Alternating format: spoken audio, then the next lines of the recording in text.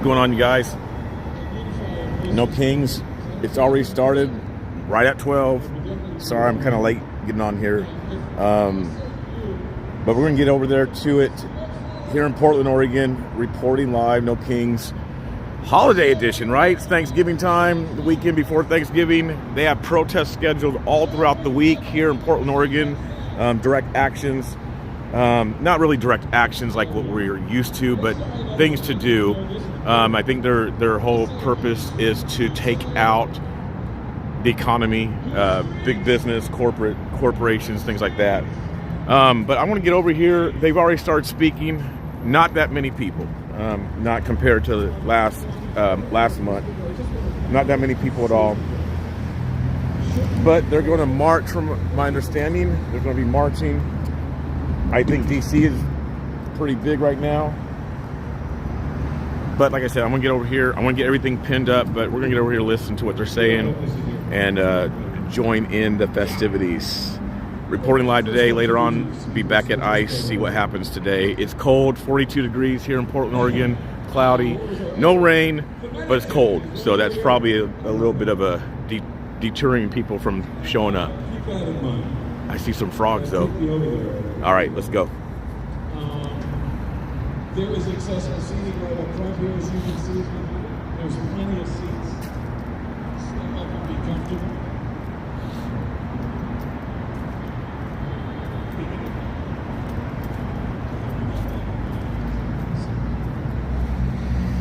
Seriously.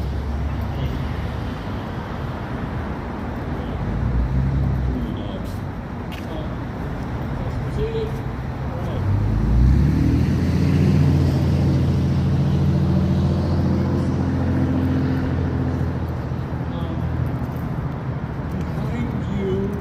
Mutual aid. Can somebody shout for the mutual aid tent? Hello, mutual aid tent, where are you? Yes, it's back there, but somewhere back there is the mutual aid tent. So if you need snacks or water, they're there to help.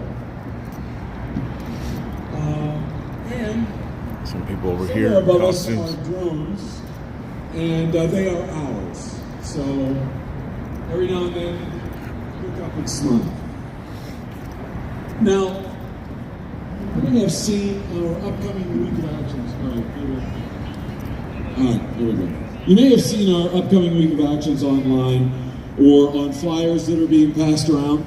We're focusing this holiday season on specific actions that we can each take to support our community.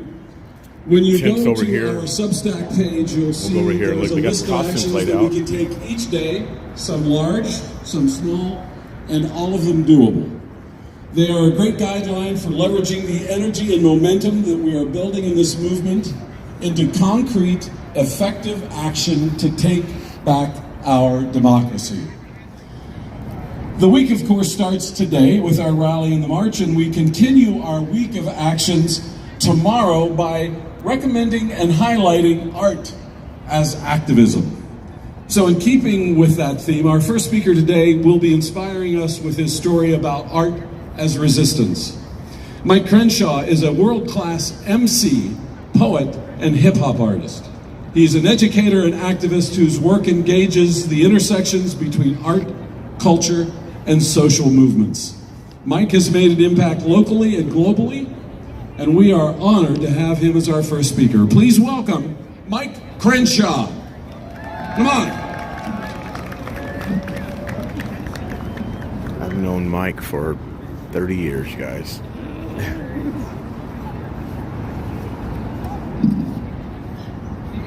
Hey, thank you for bringing me out. Thanks to Soto who asked me to come down here and share some work with you guys. So I'm gonna just say a little bit, and then I'm gonna share some music with you.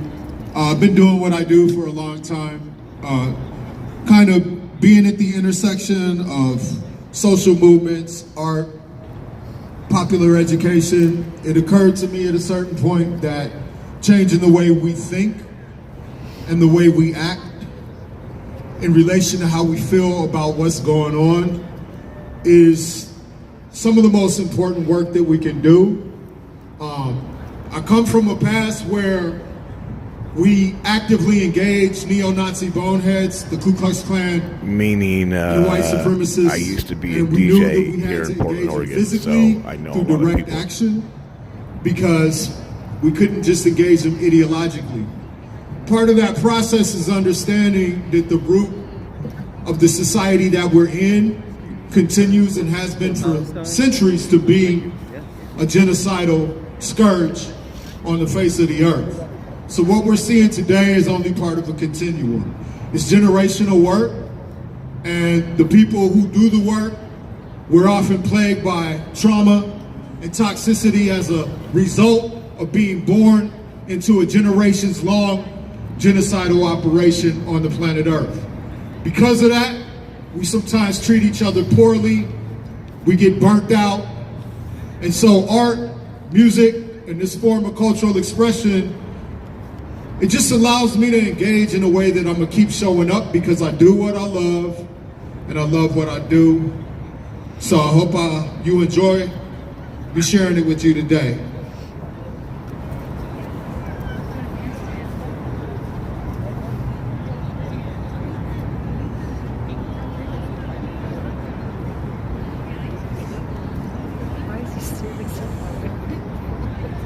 I'm sending music. There we go.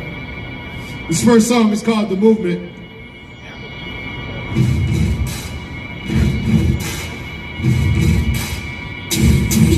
Bright and brilliant, despite the mental illness, quite resilient. Fight with wit and right, this real shit volatility. Low civility, don't let vulnerability lower your agility. This moment is pivotal. Crucial, critical, our opponent is intentional. I'm not sure what he's wearing. Our response has been useful and pitiful. Community called fashion, right? We control the city of perversity. Firstly, worshiping emergencies, a constant state of urgency. Crisis creates currency, mass murder in the mayhem, massacres and strife, manufacturing the chaos, the fascist racist right. Merchants peddle weaponry and sell it to all sides. No guarantees will know tranquility after we all die. Hostility, rage and anger killing me. They commit atrocities, plausible deniability. We must achieve the impossible and believe in our abilities. I'ma look to you and me, not Hollywood or Hillary. Politicians and police, gatekeeping bourgeoisie. Liberation's closer than you think, but y'all ain't really feeling me. It's time to think fast. The movement, learn lessons from our past. The movement, organize the class. Solidarity at last. The movement, hey yo, it's time to think fast. The movement, learn lessons from our past. Someone got right in front of me. Organize the class. Solidarity at last. The movement, y'all will say we know about that, but what about the love? What about the good Lord and the heavens up above? The heavens up above, they all inside of you. Or forget about the essence of the message, tried and true. And to the hell below, we have access to that too. Depending on what you know, how you think and what you do. I'm posted on a radius, doing surveillance with my crew. To the phone and from the drone, they spot on me and you. Oh, you think you cool, nigga, they spying on you too. I know you think I'm a fool, but they spying on you too. So what you gonna do? What we gonna do? What you gonna do? What we gonna do?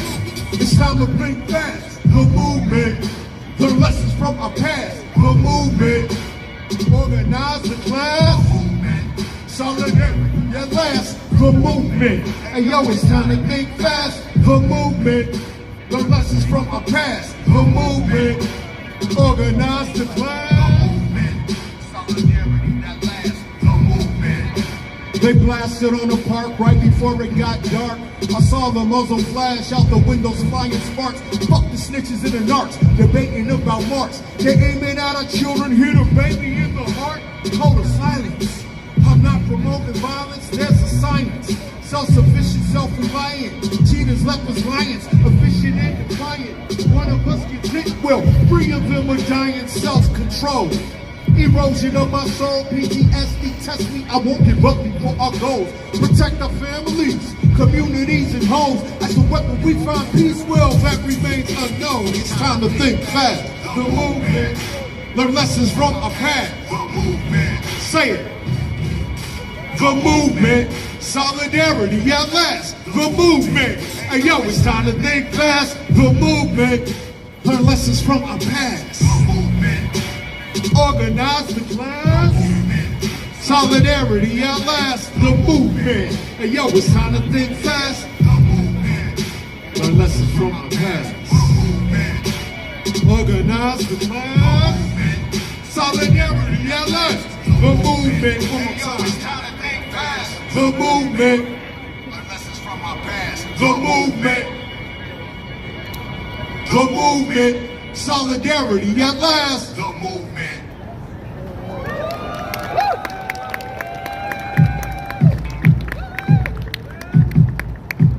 Can I get a little bit more music in the monitors?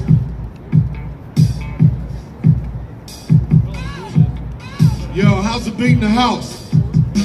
Ice baby, melted, crush it, it's hot outside. Get it up in the bucket, people working hard, regardless of struggle. People love war, freedom and justice. Ice baby, melted, crush it, it's hot outside. Get it up in the bucket, people working hard, regardless of struggle. People love war, freedom and justice. Five alarm, firebomb, firestorm, firearms. Don't mean a thing to the rising sun, I might be wrong, but life goes on. Some of the forces coming to orbit, kerosene flares, zippos, torches, barbecue grills, backyards and porches. Some of us are warriors, others are lawyers. All of us engaged, we can't avoid it. New York, California, Florida, Oregon, Maine and Washington. Stay up off of us like ice crush. Dreams of officers react to be trapped. Don't be preposterous, a lot of us gonna be anonymous, make moves from the collective and minerals from use, swinging like balloons. I'm on the nose, not too subliminal. No corny flows, I'm a true original. Obvious influence, public enemy. PRT taught me how to use my intellect. Writing on the wall, you ain't changing mind yet. What's the propaganda enough frame your mindset? A dangerous time when we ain't united. Ice outside the place I reside at. No space is safe when the state is violent. Mom in the tree with a baby hiding. This real gets paid for training they provided. If your heart is hateful, then they may just hire you to be a henchman for a racist tyrant. Ice baby, melting, crushing. It's hot outside. Get a mop in the bucket. People working hard, regardless struggling. Leave them alone. We want freedom and justice. Ice baby, melting, crushing. It's hot outside. Get a mop in the bucket. All right, guys. People working hard, Pin some things on YouTube, Facebook, and on X. I pinned some stuff, some links. African anti-capitalist can't buy happens. Anti-fascist through the anti-blackness. Fuck the administration and the cabinet. Fools can't hang on. Yeah, the frogs are here, you guys. The frogs. They're dancing. Peer pressure, don't succumb to stress, trying to be oppressive. Go get some rest. Oppression is present no matter who's elected. I got a flyer for today. There's another protest going on someplace that I'll go check out. Yo, I'm spitting kind of fast out here, y'all. I don't know if you picked up the lyrics or not. Yeah, it's not. But you know what I'm saying. The crowd isn't that big yet. Ice baby, melted, crushing. It's hot outside. Get a mop in a bucket. People working hard, regardless, struggling. Leave them alone. We want freedom and justice. Call it SD because the state's divided. It's a dangerous time when we ain't united. Ice outside the Got the costumes are out. The costumes are here today. The state is violent. Mom in the tree with a baby hiding. Israel gets paid for training they provided. If your heart is hateful, then they may just hire you. Got the cool costumes. For a racist tyrant. Ice, baby. Costumes are here. Costumes are here. Hold on. I got it. So I feel like the costumes are on world tour, my man. One location to the next, right? Yeah, that's why we start getting these like dance bags because everything collapses into itself.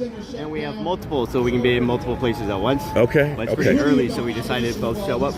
Might as well, right? Yeah. So how do you guys clean them? Because I mean, obviously people sweat all in them and everything. So if someone wears it and they return it, because we give them away for free. Okay. But if people don't want to keep them, they return it for the next person. We basically soak it in the sanitizer, and then you can like inflate it, kind of like this one here. Like this one is dry it out type of thing. Someone's sanitizing this one. Yeah. And so like you would sanitize it, and then you would get it inside out, wipe it down or whatever.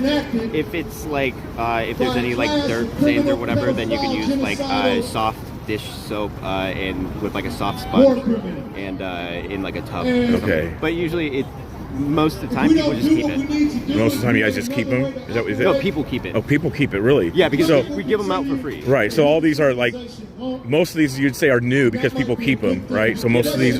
Yeah, basically everything here is new. New, and then if they want to keep them, they keep them. Yeah. If they don't, they bring them back. Yeah, you guys... so we set this up at the ice facility. Right, yeah. And so it's just... It's easier. It's more functional. It's more sanitary. It's and if anyone gets in trouble with one on, it's not my property. It's yours property. Right? You're right. Yeah. But yeah, people donate from all over the world so that we can have a steady supply because it's an effective tactic, and people saw that, and so that inspired a lot of people to help out with that. Yeah. How much do they cost each one, roughly? Roughly about 35 is what we ask on the website, like 35 each. So people have to pay for it? Like if they come and get one, they got to pay for it, or you just give them out for free? No, free. Wow. Okay. Free, yeah. Wow. I might have to get one day just to join it. Just to join in, man. I've donated 3. You donated 3? Yeah. They've been like given to me, and then I just passed them on, or I already bought one and used it. I was like, yeah, you guys have the eagle one. So you obviously going to be back there tonight, right? At Ice. Every day. I'll save one for me, like a new one, please. Well, if you have which one you want? I know that's yeah. I mean, if you have a particular one in mind, because we have just like sitting in a garage, like we have probably about 40, 50 here right now, but like it's sitting in a garage. We have like hundreds just piled up. If you know of a particular one that you've seen, you're like, I like that. Okay, I'm going to ask my chat. I'm going to ask my chat and see which one they want me to get. I like the upside. That's the first one I was thinking of. The upside down clowns. They were wearing roller skates, you know, and they were skating around. Yeah, I saw that. Yeah. And then you would see some of these like MAGA guys that are trying to like get into like instigate stuff with people. They just have this upside down clown just like going in the middle of them like it's nothing. Right. I'll come back to you guys in a few minutes and I'll let you know, and then you can bring one for me tonight. Cool. Thanks, man. Hey, if it's new, the frog. Should I do a frog? Should I do a frog, you guys? I can tell them now. I want a frog. Should I do a frog? If it's brand new, why not, right? Should I do a frog? What's your guys' thoughts? I'll have him bring it to me tonight. Squirrel? Really? The squirrel. So you got the frog.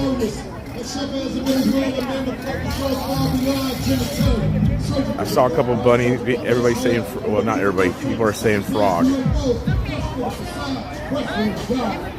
Eagle. Eagle. I haven't seen an eagle. I've not seen an eagle. Dinosaur. No dinosaur. Can't do dinosaur. I'm sorry. I'm sorry, you guys. I'm not doing a dinosaur one.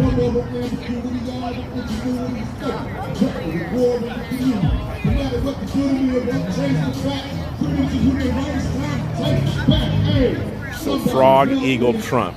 I'll ask him if he has Trump. I doubt that they have Trump, right? Pink frog, no pink. Can't do pink, guys. Lion. Definitely a frog. Lion is good. Eagle. Okay, I'll ask him here in a few minutes. I haven't seen the eagle. I'll ask him about the eagle. I have not seen the eagle one.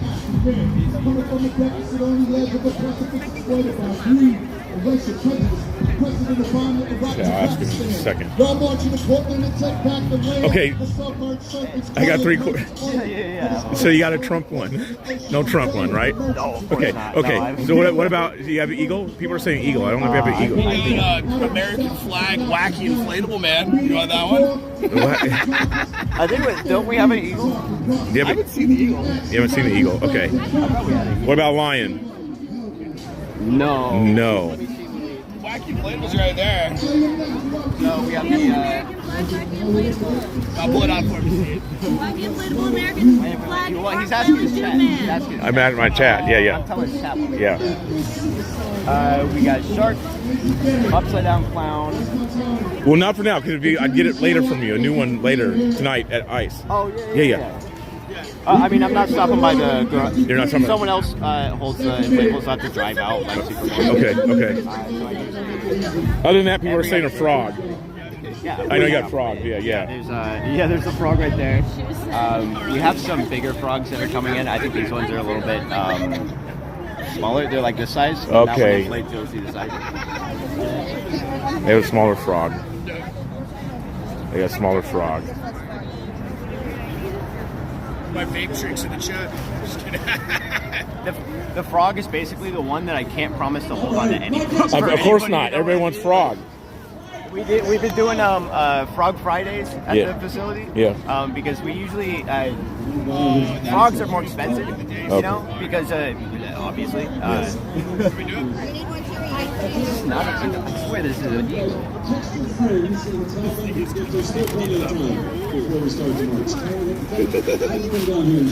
that the eagle? That might be the eagle, guys. Oh, this is That's like a turkey. Thanksgiving Turkey. No eagle there. That's not the eagle. So you're going to the facility tonight? Yeah, I'll go there tonight. Yeah.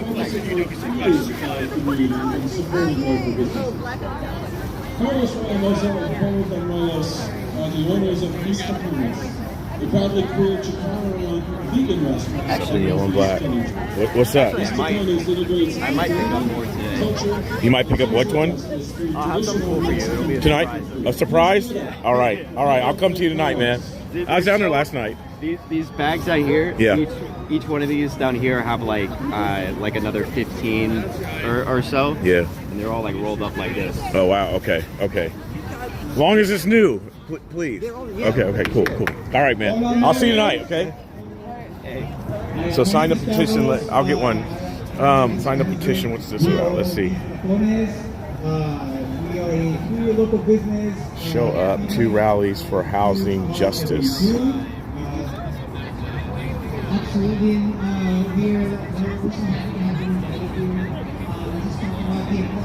Let's see. This is blocking me. She knows who I am. Fun sign. Finding home. Okay, so that's cool. Sign the petition. Tell local leaders. Yeah, being here is a big honor for us. Community togetherness, activism, advocates. Sorry. What? You need to ask permission before. I'm not filming the information. Okay, well, you can film the information, but it's polite to ask. Show up to rallies. What are they exactly? These are like policy briefs, so just educational material. For help people with housing? Just helps people to understand like the root causes of our housing crisis. So feel free to take any of this literature. Okay. It's all public education. I have a brochure, is that right? Yeah, these are brochures. And these are little policy briefs that are a little more thorough. And when you say policy briefs, is that like referring to like people being kicked out? Is that what you mean by a brief? Oh, just a brief is like a term for like it's a short report. Oh, okay. Instead of like I see what you're saying. Instead of like a 100-page report. Yep. Like I got what you're 15 saying. pages, so that I thought you more- meant like a brief, like a policy brief, like someone. It was briefly there. Right, though. okay. Like brief because most people won't read a 100-page report, Yes, right? I won't. Right, so that's why I'm like, I'm going to make this 15 pages with some bullet points. Okay. I'll probably come back later. I want to carry a bunch of stuff around right now. Okay, So, thank you. So I got a brochure. Welcome home to how to talk to your coworkers, neighbors about homelessness, which is a problem, right? It is a problem. Homelessness is a problem. I mean, it especially in more of the populated cities, it's definitely a problem. Oh, there's the eagle that you guys were talking about. She has the eagle on right there. That's the eagle. Maybe he does have the eagle. So I asked him. There's the eagle that you guys were mentioning right there. Okay. There's actually an address there, Jane. Yep, there's it. That's the eagle. So I asked him about the eagle. I'll see about the eagle. I'll give him the eagle. How you guys doing? Good. What are you guys selling stuff or what? What is? Yeah, we're selling kufiyas for $45. Soaps, those are olive oil soaps made in the West Bank. Kufiyas also made in the West Bank. These soaps are $8 each or 3 for $20. And yeah, so that's what we're selling. So the soap is from Where at? The soap is from the West Bank and Okay. occupied Palestine. So are the kafiyas. They're made in Palestine. Okay. Yeah. So, yeah, that's what we're selling there. And then we have some more information about our group. Some upcoming What do you guys do exactly? What's your group? So our group is Portland for Palestine. We do visibility events and try to keep Palestine and the cause fresh in people's minds.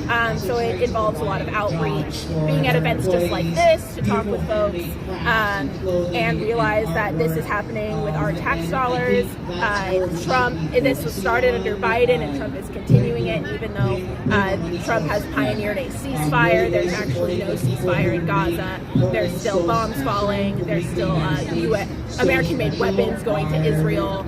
And we just are here to draw attention and awareness to that, and also organize events that bring awareness to that. Do you disagree with the weapons going to Israel? 100%. Yeah. So when Biden, because you said it started under Biden, correct? I believe. Yeah. Was That's it the escalated genocide? Yeah, so let's be honest, the policy of American aid to Israel is decades, several. Right. Yeah. With Biden doing it, did you guys, from your experience, did you guys see the outrage or protest against him when he was doing it? Not as much as we would like. I mean, we're still not seeing as much as we would like. Right. To us, it doesn't matter who opposes aid to Israel more vehemently. We just want it to stop. So it doesn't, to us, we just want it to stop. We don't care who the president is that's sending it over there. It's just important for us.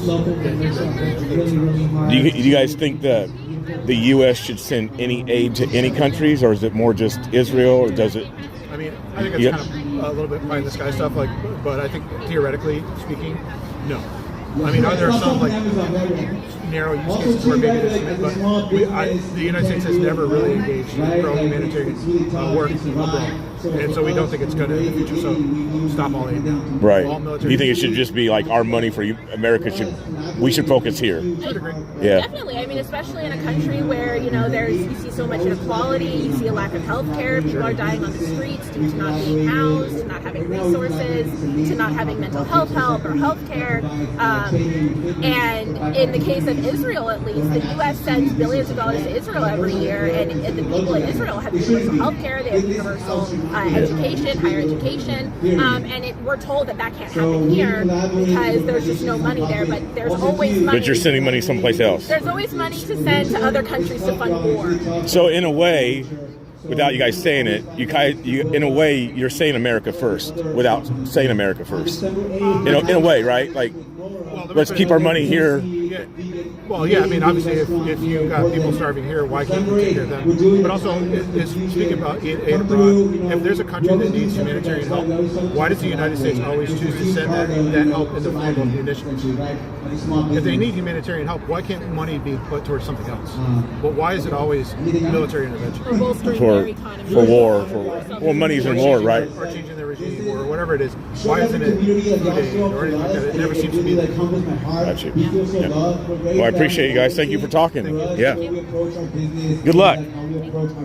Does the soap have a smell? It's unscented. It's vegan. It's made with basically like 3 ingredients. Okay. The main ingredient being olive oil. So it's not going to make you smell all pretty and fresh. It will make you fresh though. It will make you fresh. All right.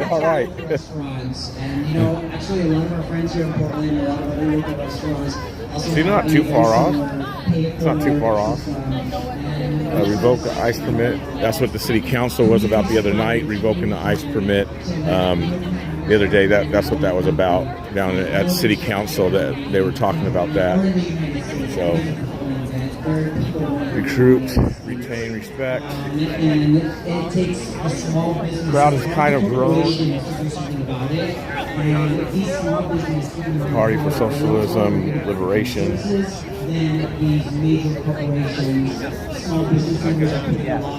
It seems like they have more tents out this time than they did last time. There's definitely more tents out, more booths and displays.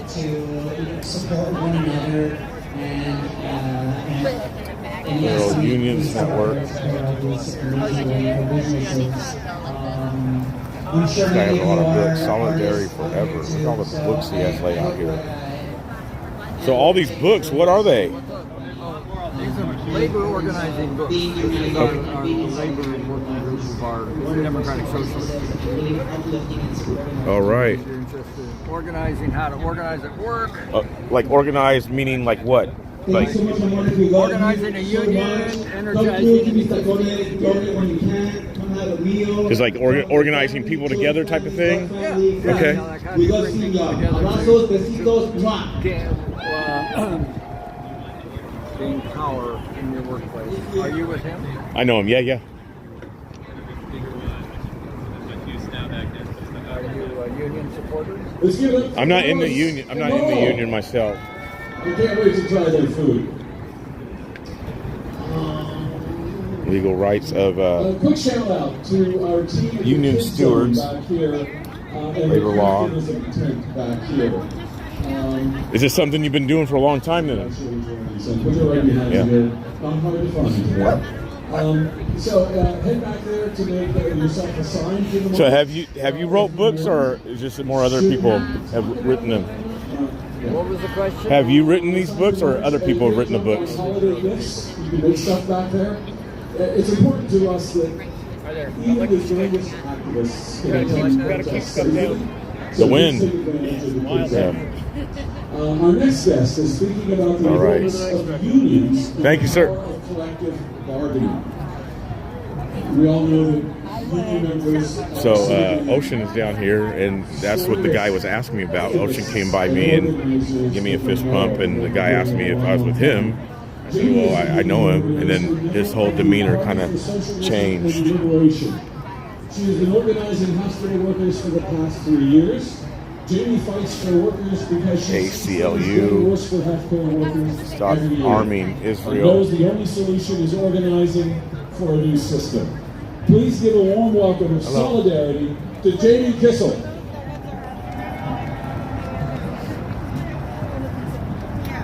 Crafts, so you're doing crafts. All right, let's get that energy up, everybody.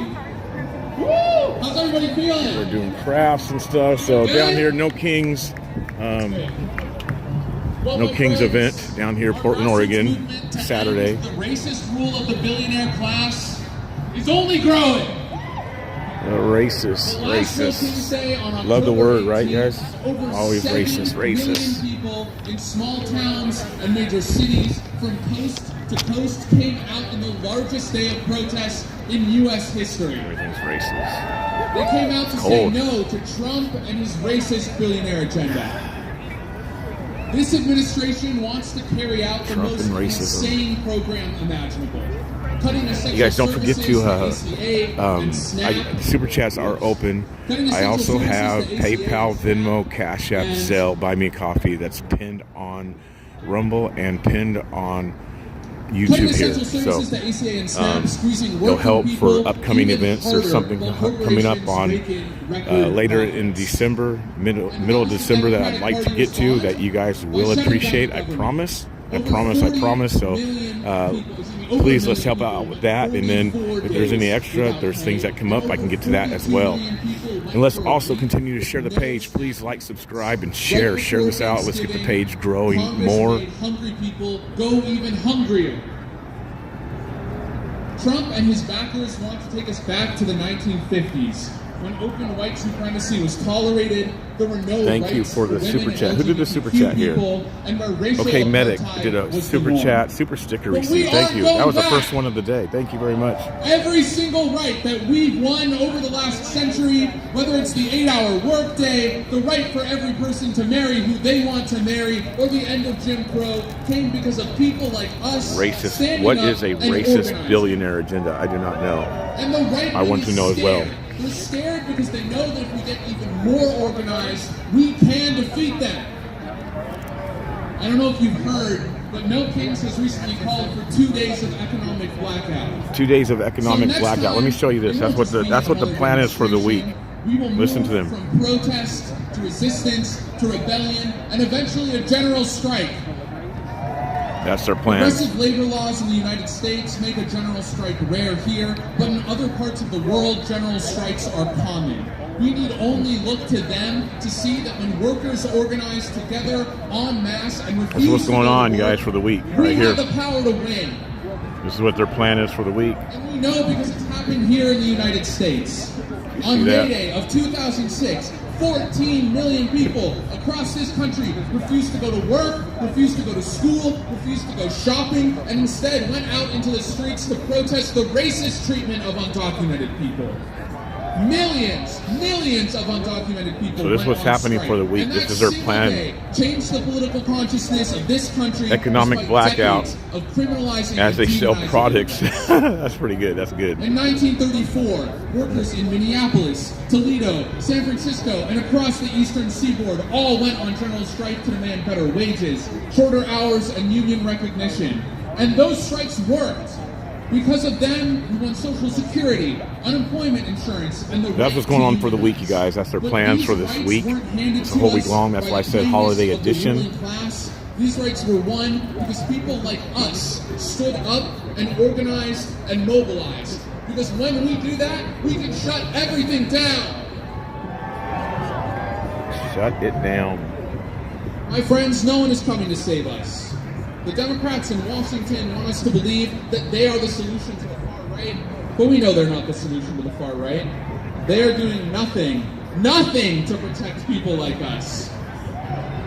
They are too scared, either too scared to mount a general opposition to Trump, or they are too deep in the pockets of the same exact corporate interests as the Republicans. History has been shaped not by some charitable wing of the ruling class, not by some great man who makes decisions for everyone else, but by the people courageously standing up to power and demanding what is ours. We are the people. We are the people targeted by the right-wing billionaire agenda, and we disagree with the idea that the U.S. should go backwards, that apartheid should rule, and that American history should be twisted and covered up. If millions of us take action on a workday, we have the power not just to stop the degradation of our fundamental rights, but to fight for more. Democracy cannot go back. It will not go back. It's time for us to flex our power and move this country forward. It's time to build a broader and stronger struggle. It's time to get organized, and it's time to shut this country down! We can have a people's general strike here in the United States. And when all of us stand together, Trump and his billionaire right-wing friends will look like nothing, because there are a lot more of us than there are of them. Thank you.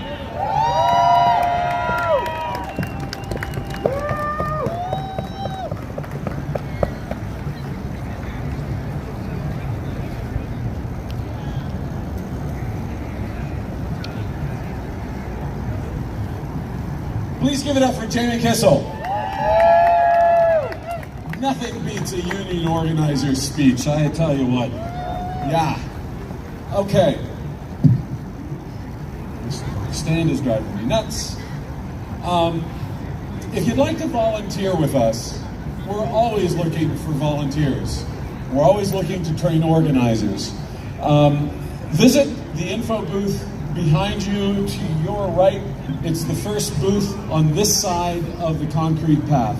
That's the info booth if you'd like to sign up to volunteer. Our next action is in January. We're taking December. We're taking that time to be with our families and also plan for an amazing event in January. So stay tuned for that. But we are going to need volunteers. Next event is January, our next guys. speaker is someone you've probably heard a lot about in the past couple months. Etziri Cruz is the daughter of Victor Cruz, our neighbor in Hillsborough, who was mistaken for someone else by ICE and wrongfully detained for almost a month in Tacoma. Etziri fought every day and has been fighting every day since October 14th to free her father, and is still fighting today to keep ICE from deporting him. Please give a warm, loving welcome to Etziri Cruz.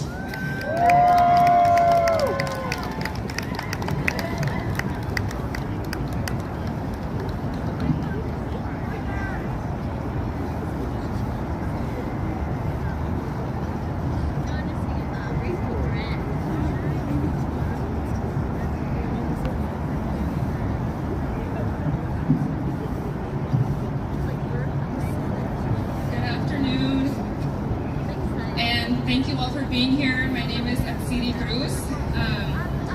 actually have a core memory of marching through the streets of Portland when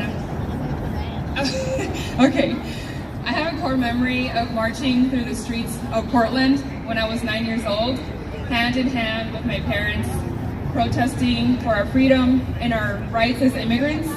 I never would have imagined that 20 years later, I'd be standing here again, still fighting. But one thing I know for certain is our pain will not be in vain, and change starts with us. On October 14th, my father, Victor Cruz, was wrongfully detained on his way home from work. He presented documents proving he was in the country legally. The agents tossed him aside and said, "That doesn't mean anything to us." He was taken to Tacoma and held for nearly a month under dehumanizing conditions. Men sleeping under bright lights in freezing concrete rooms, tiny food portions, no privacy, and no idea when they'd be released. Even there, my father showed leadership. He helped men who didn't speak English, call their families, and navigate the system. Even in the worst conditions, he chose compassion, and I'm so proud of him. On October 30th, ICE attempted to deport him, despite him having a legal extension and pending court date. Our lawyers secured a temporary restraining order with only hours to spare. ICE has been deporting and transferring people without hearings, without notice, and without due process.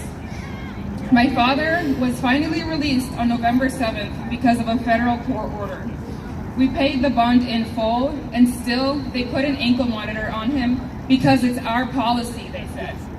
The private prison company, GEO Group, makes roughly $770,000 every day from electronically surveilling people like my father. Today, he is a prisoner in his own home, even though a federal judge ruled he's not a threat to society.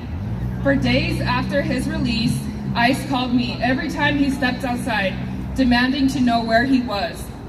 It was yet another tactic of fear and control. So what I'm doing, you guys, I'm just allowing the speakers to talk. You guys can chat.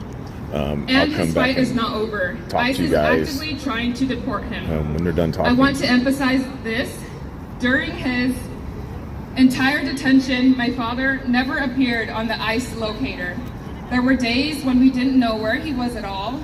ICE operates without transparency, accountability, or regard for the law. So I ask, what are we doing to ensure that federal ICE agents follow the law? Elected officials tell me, let us know what we can do.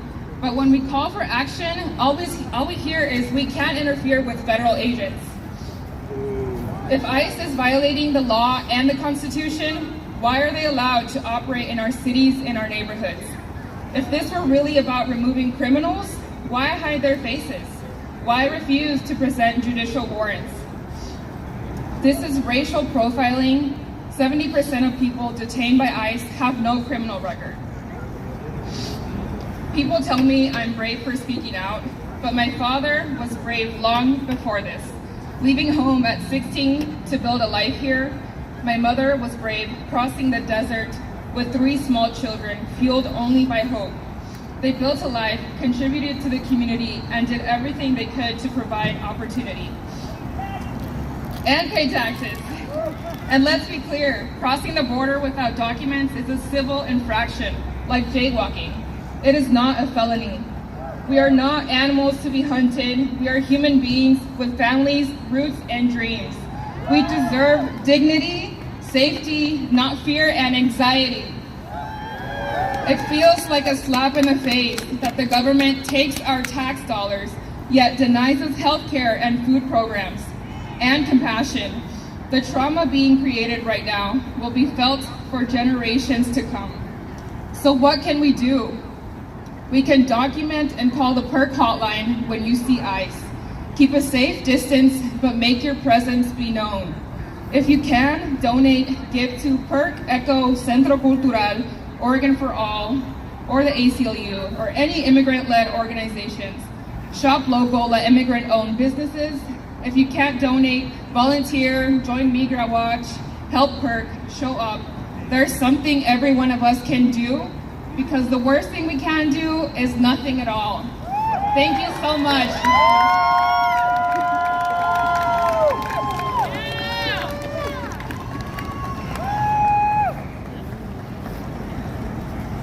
AKFF 320.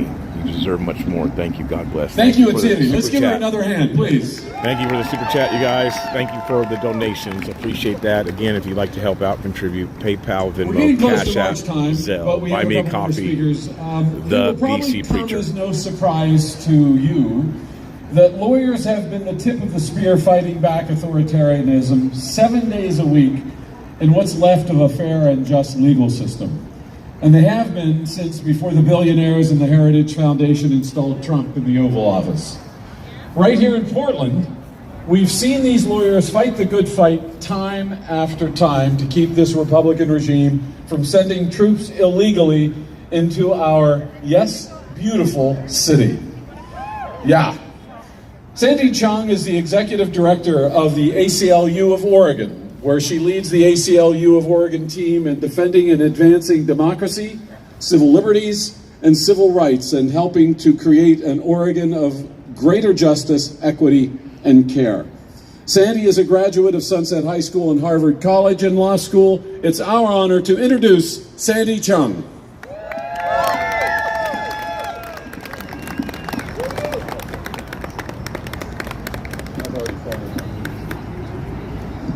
Hello everyone, how are you?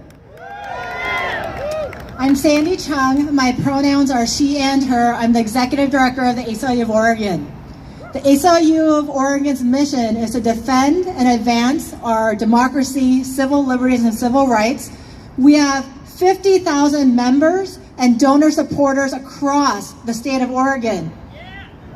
As you can see, Oregonians love the Constitution and love our country. Democracy is important to me. It is a core part of my personal story. My family and I immigrated from South Korea in the early 1980s. At that time, South Korea was ruled by a military dictator. My parents became profoundly disillusioned with our country after the government suppressed pro-democracy protests in a town called Gwangju by having South Korean troops jail and even kill hundreds to thousands of protesters, including many college students who are leading the movement for democracy. You see, Gwangju is my dad's hometown. Even in the face of government violence, the people of South Korea continued to dissent against dictatorship, and they were eventually able to build a strong democratic country. However, in December of last year, about a month after Trump's re-election, then President Yoon of South Korea tried to repeat history. He declared martial law. In response, South Korean lawmakers climbed the walls of their parliamentary building. They blocked their doors from Yoon's henchmen so they could pass an emergency law to stop Yoon from becoming a dictator. At the same time, millions of South Koreans took to the streets to peacefully protest for and protect their country. And in April of this year, Yoon's impeachment was finalized when all 8 justices on South Korea's Constitutional Court affirmed the impeachment. I share with you South Korea's story because we, the people of the United States, we are not alone in our struggle for democracy and to keep the military off our streets. And as you can see from South Korea's story, we can resist presidents who want to be dictators, and we can win. You all know that recently Trump tried to pull a dictator move by trying to deploy federalized National Guard troops to many cities, including Portland. Boo. Why did he pick Portland? Yes, because we're loud. And honestly, we are a spur in his side. We know that Trump's threats of federal violence and occupation are about political theater, not community safety or community care.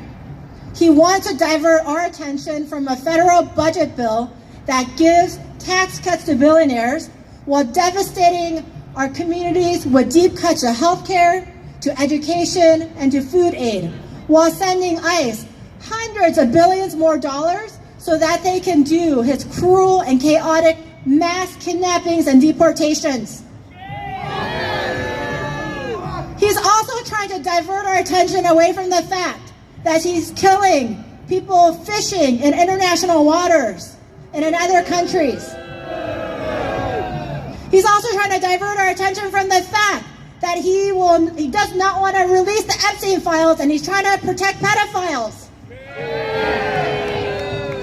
So when we all continue to show up and protest together, and as the people of Oregon, with our frog and chicken costumes, with our rooster costumes, with our amazing protest art and signs, we have a message for Trump, not on our watch. And the thing is, the courts have agreed with us again and again. They have stated that peaceful protests are not a legitimate reason for Trump to send in the military to our streets. When we show up for our democracy by being united and peacefully protesting together, we are working to protect the heart of our country. Trump wants a country ruled by greed, corruption, and control. We are striving for justice, fairness, and freedom. Trump creates hate and division. We cultivate care and collaboration. He emboldens the billionaires.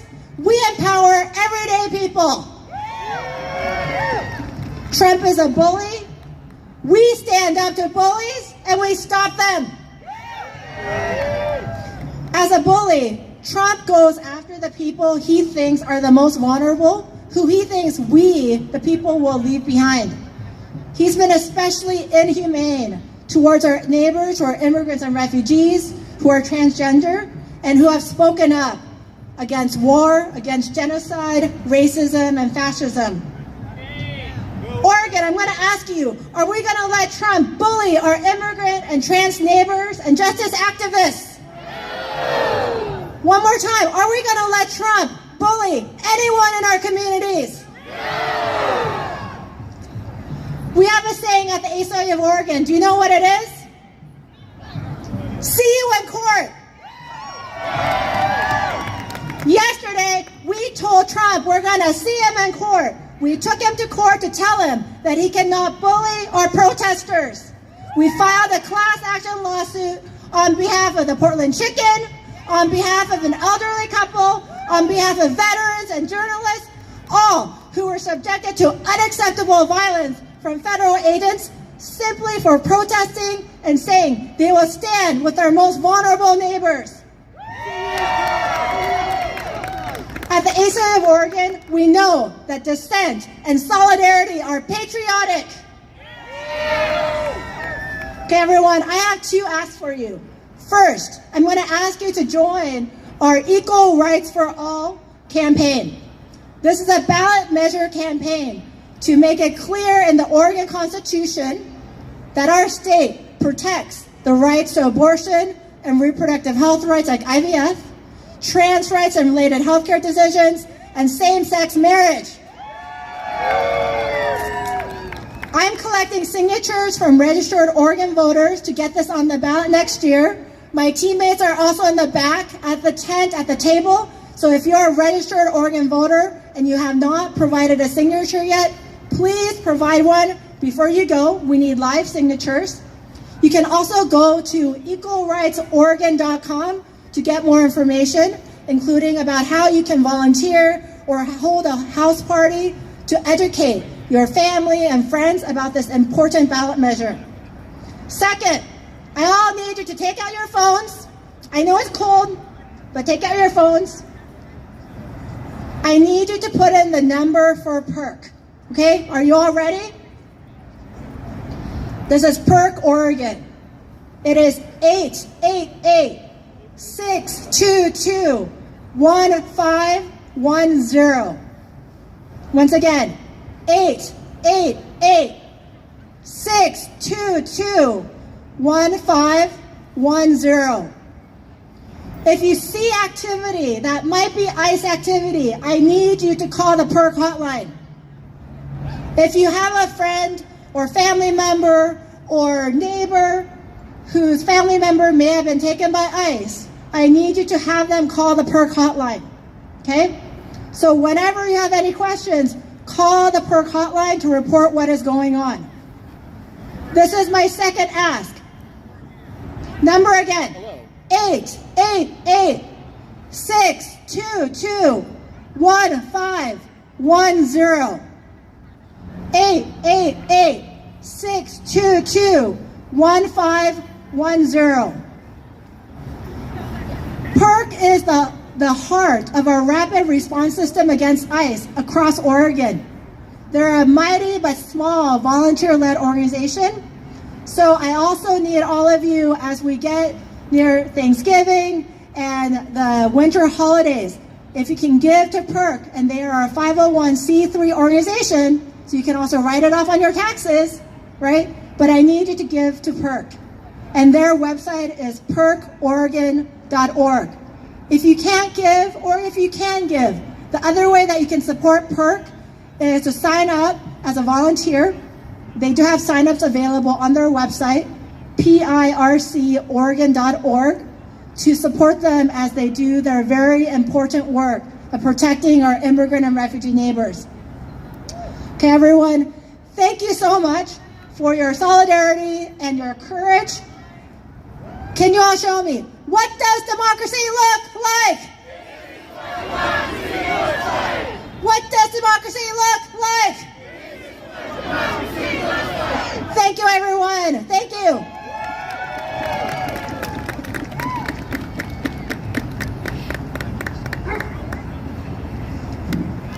Sandy Chung, everybody, please.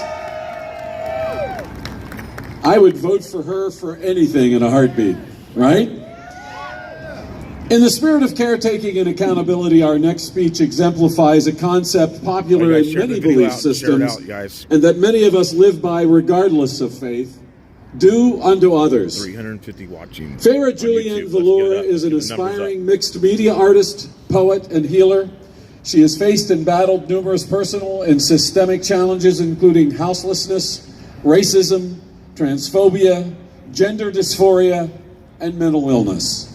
Despite it all, she has found hope through writing about her darkest fears and pains, as well as her brightest hopes and dreams. Today, she will share a couple of her poems with a collective of hopes, of inspiring sparks of love, life, and courage to everyone here. Farah?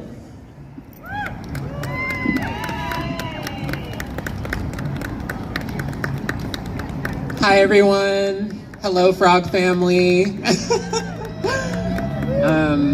I am so honored to be here today to share some sacred words from my poetry collection, Silver Lining.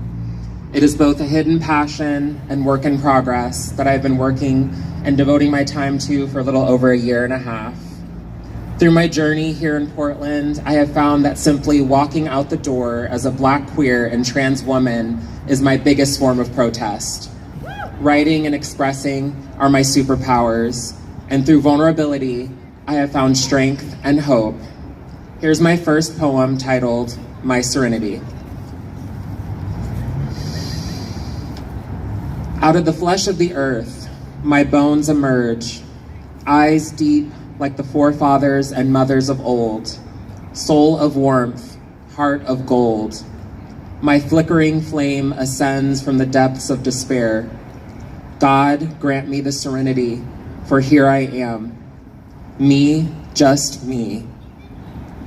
And to the forces that be, that wish to keep me small, fuck you all. I will stand proud, I will stand tall, with my golden heart held high, and a resolve that breaches the very sky. Thank you. Here's my next poem titled, True Freedom. It is nothing but bags of bone and flesh that dictate the lives of so many. the hearts of which cannot be seen, but can be heard screaming, "Democracy, please." Instead, we are given what is already so commonly known: cruelty, hostility, wretched indignity, and vile injustice. Believe it or not, the prayers, screams, chants, and tears of those most marginalized, vulnerable, and weakened by oppression are heard first and most loudly. The voices of those who had no choice but to submit to and obey a system of abuse and misuse of power will be heard and rectified on this day. Whether or not we see it with our eyes or feel it with our hands, the eyes of justice both sees and knows all. Our hearts will feel its swift action and in turn will swell in utmost joy and elation. O justice, give to us the courage and strength to stand, to march with strong intentions and will to set things right and undo the damage that has been done in our lives and the lives of those who have come before us. May true freedom ring. Blessed be.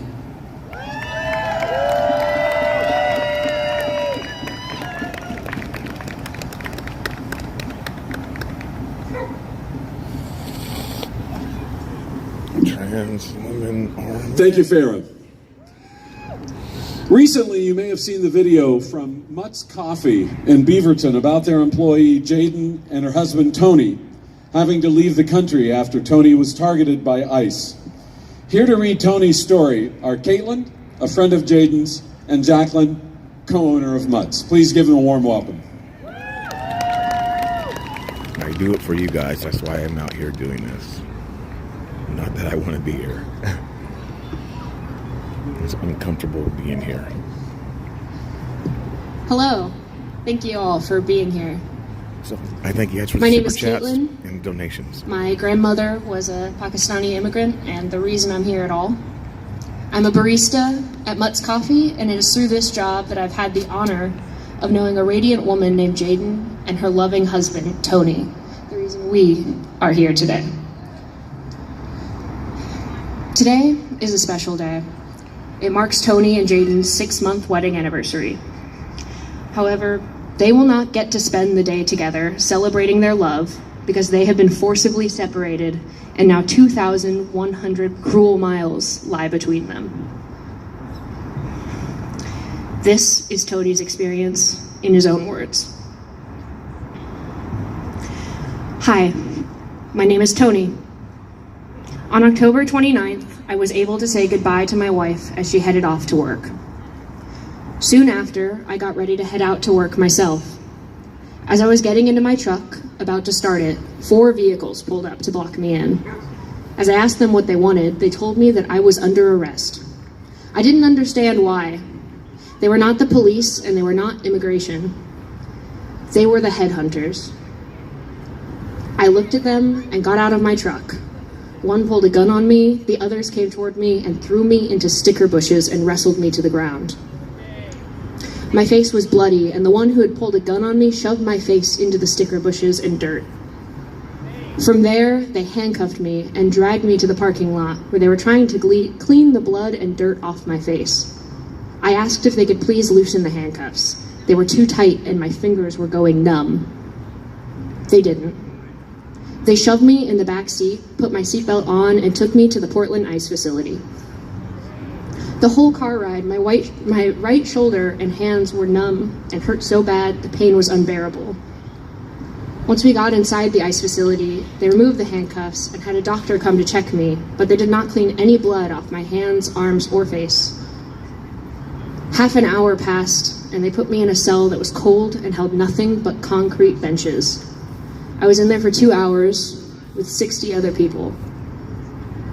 I finally got to make a phone call to my wife to tell her what happened at 1:15. She was devastated, crying, and heartbroken. She asked if she could come see me, and the ICE agent with me said, yes, I would be there until the evening. My wife, brother, sister-in-law, and son all showed up. My wife went to the door asking to see me, and the agent there told her I was already on my way to Tacoma. They lied to my family.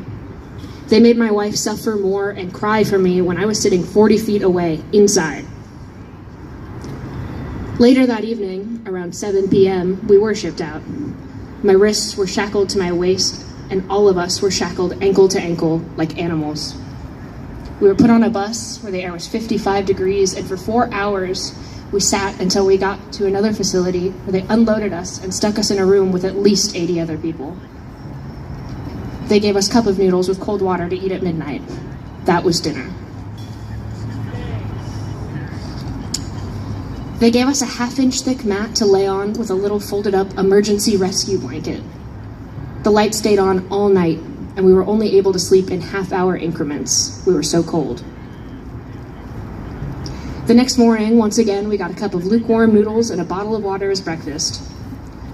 Soon after, maybe 9 a.m., they shackled us again and took us to another bus to the Tacoma Detention Center.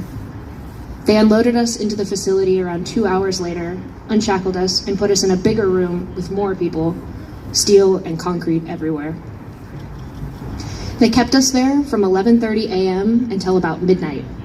They gave us a change of clothes, a blanket, and a paper-thin mattress. We stayed there for 3 days and were able to see our loved ones during visiting hours. We were told that our loved ones could bring a backpack of clothing so that once we were shipped out, we would have some personal belongings. The day came where they took us to the holding cells and told us we were being shipped out on Tuesday at midnight. They ended up calling us into the cells to be shipped out at 1:30 a.m. that Tuesday. No warning and no chance for our loved ones to make visiting hours to say goodbye. I never got my backpack of belongings that my wife had ready to bring to me. We were lied to, and our families were left in the dark. We went to the holding cell to change back into the clothes we'd been taken in, and they kept us in the cell with 150 people and started shackling everybody to each other. By the end of the process, it was 8 a.m. We were given no food, water, or anything. Soon after, we were on a bus to a private airport in Tacoma. Off the bus, we watched agents throw the personal belongings we had come with into sacks. A lot of people's belongings were later returned broken or damaged. We were put on a plane where we were once again shackled and while waiting to take off to Texas. Halfway through the flight, wrists cuffed together, they gave us something to eat and drink. American cheese between 2 pieces of bread and a bottle of water. That was lunch. Once we arrived in Texas, they took us off the plane, shackled, and got us on a bus without any chance to use a restroom. We were on that bus for over 2 hours, and people needed to use the bathroom. People started peeing on the bus. Eventually, we got to the ICE facility at 9:30 in the evening. We were put in a 15 by 15 foot room where everyone was exhausted, in need of a bathroom, and hungry. They gave us water. Later, we got a sandwich, crackers, and a granola bar. We stayed there until we were processed and they gave us clothes to change into. By the time we were on our way to rest, it was 5 in the morning. These buildings were all white with no daylight. I felt like I was in an insane asylum without the straitjacket. The only colors we could see were in our uniform, the TV, and beds. It was lucky that we were only at the Texas facility for 2 days. Others had been there 6 months to a year, trying to fight their case without any guarantee of winning. I would have gone crazy if I was stuck there any longer. After the 2 days, we went to holding cells and put on our regular clothing that had been worn for a week at that point. And they took us to the edge of the border where the Mexican consulate came to meet us and make sure we were okay. They walked us across the border and took us to their offices where the National Guard and federal police escorted us to a safe shelter. They fed us, gave us clean clothes, and a place to sleep. Afterwards, they gave us a little money and escorted us to where we wanted to go, whether it was the airport or a bus station. This is something that human beings and their families should not have to go through. It's been a hard journey. It's been a horrifying and terrible experience for my wife and family. I feel lucky that I am able to reunite with my wife and that I'm safe. It's sad to know that some of these people won't get to reunite with their families. Some don't have money to survive or a place to go and will end up on the streets. Thank God I am one of the few of thousands that have a family member that could take me in a country I don't know after being raised in America for 40 years. Now I will start a new beginning with my amazing wife and our fat cat. Thank you for taking the time to listen to my story. And before I hand this off to the Frog Brigade, I have just a few words to share from Jaden on this story. Today is a special day. It is Tony and I's 6-month wedding anniversary. However, we won't get to spend it together. As I sit packing up our belongings, 2,100 miles away from the love of my life, not by choice, but by force, I can't help but wonder how this could happen in such a cruel way.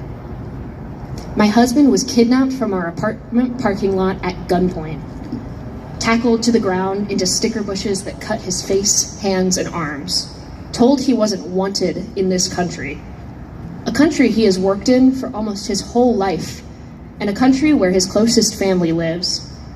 He was on his way to go to work with his son. The way these bounty hunters and ICE agents dehumanized and abused my husband just for being born in Mexico is unforgivable and unacceptable. He didn't get a full meal for over 2 days. He slept on concrete. I put $300 in his account for food and phone calls at the Tacoma detention facility, and it was never given to him or given back to me. We were lied to and misled. The panic, heartache, confusion, anger, sadness, and injustice we have experienced in the last 3 weeks is beyond anything I've experienced in my life. My husband did not commit a crime, yet was treated like a criminal. He was going to work to provide for us and his family. He has a daughter and son who rely on him. He has parents here who rely on him. I rely on him. He's a hard-working, kind, and compassionate man. He helps anyone who needs it because he has a big heart. The reality of him being treated so horrendously, denied food, basic necessities, and comfort makes me sick. He deserved better than that. So does everyone who this is happening to right now. This is not how these cases should be handled. Violently snatching human beings from their loved ones without any notice, leaving family members, pets, and obligations in the dark and unattended to. This isn't right. Don't forget that the United States was built by immigrants. I want to thank everyone in our community who has supported us and spoken out on our behalf during these last 3 weeks. I won't forget it. Everyone needs to speak out and stand up for their neighbors. We are stronger together. Thank you.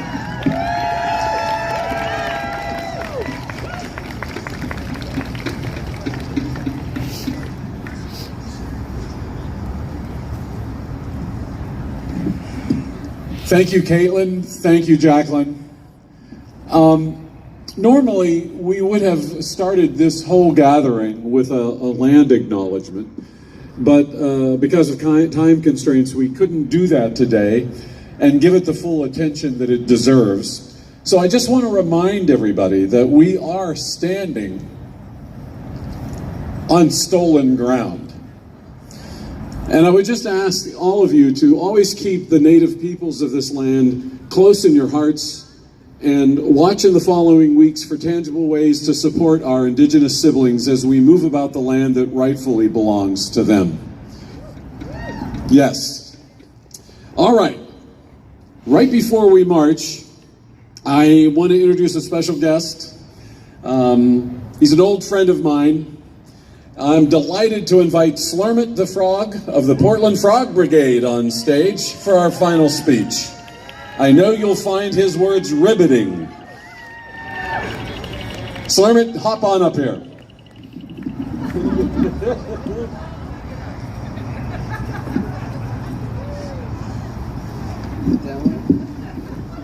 Hello, everybody. I'm Slurmit the Frog from the Portland Frog Brigade. Sorry, had a frog in my throat there for a second.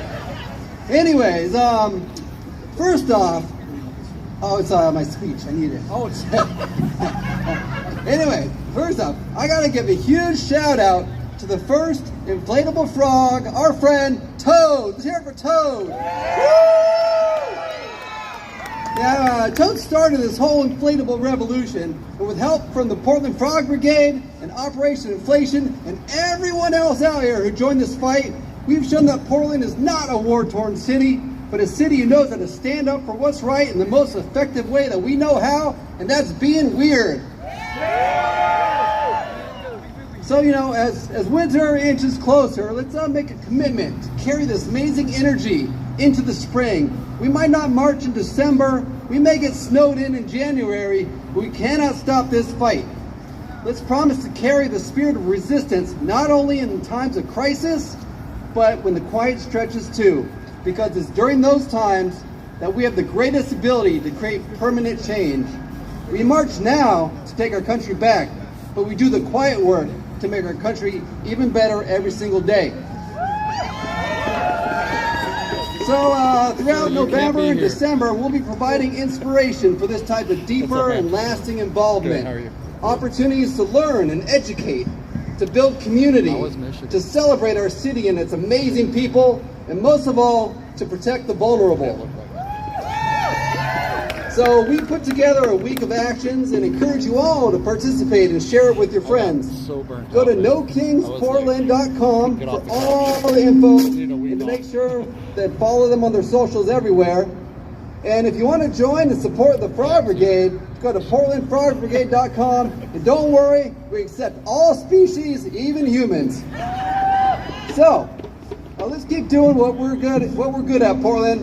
And don't forget, we are stronger together. I think you guys know the motto. Let's say it together. Frogs together, strong. Frogs together, strong. Frogs together, strong. Yay! Now let's go march. Good job.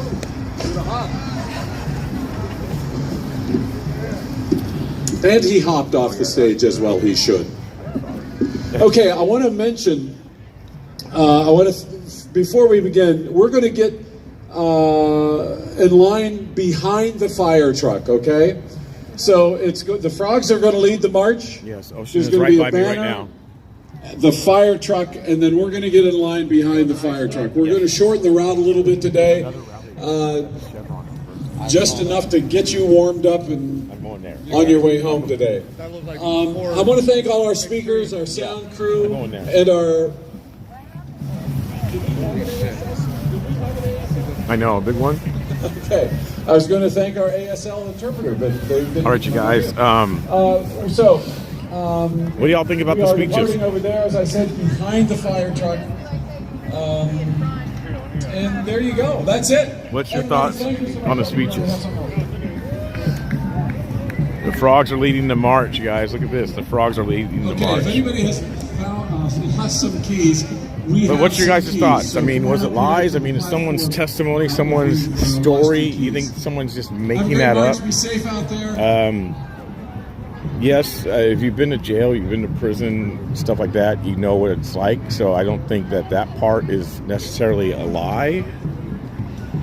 And that's the thing. I don't know. We can't say that everybody's stories are lies just because if we don't agree with it.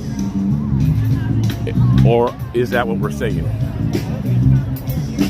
Is people's stories that we don't agree with, do we just say that they're lies because it's not possible, because we don't believe them, or what?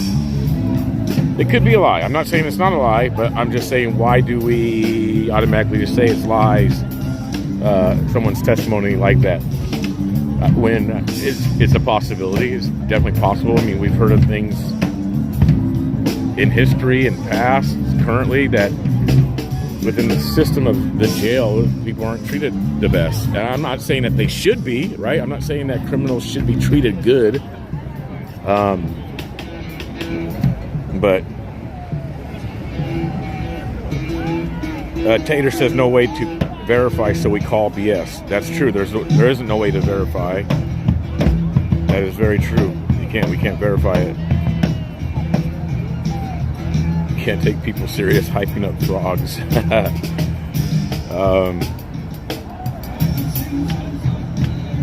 It's definitely way over exaggerated. Yeah.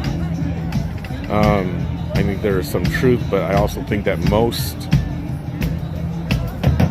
are very embellished. Yes, jail is not supposed to be a free vacation. I agree. Amen. If people are taken by mistake, here's a good question. If people are taken by mistake, which there are stories about that. I mean, there's movies about people that, and we know even past in civil rights time and era, people were taken to jail and they were in prison for 40 years and then later found out that they were actually innocent. So if people are taken by mistake, should they be dealt with the same way? You know, just curious. But good observations. I want to give me a frog suit, you guys.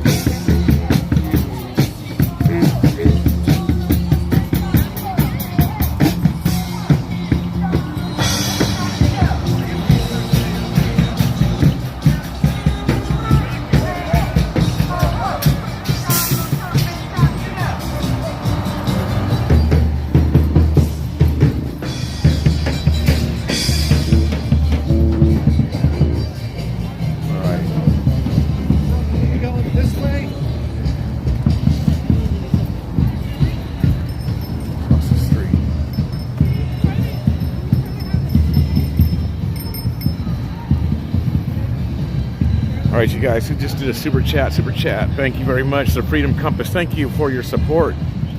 Freedom Compass says, Freedom Compass supports you. Thank you for your stream. You're welcome. Thank you for tuning in and watching. Please share, you guys. Please share. Thank you. Thank you, guys. Please, you can go to PayPal, Venmo, Cash App, Zelle, buy me a coffee. The BC Preacher. Another ways you guys can contribute and help out, especially if you like my work, if you like what I do. Ways to support is right there.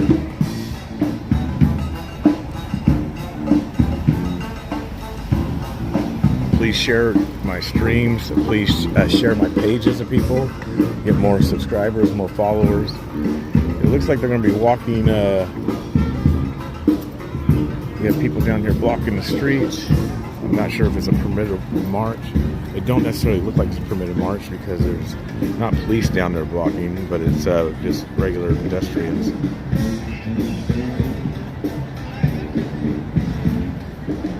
All right, we're at 450 now, halfway almost to 1,000. Let's get more people. All right, they're starting to march.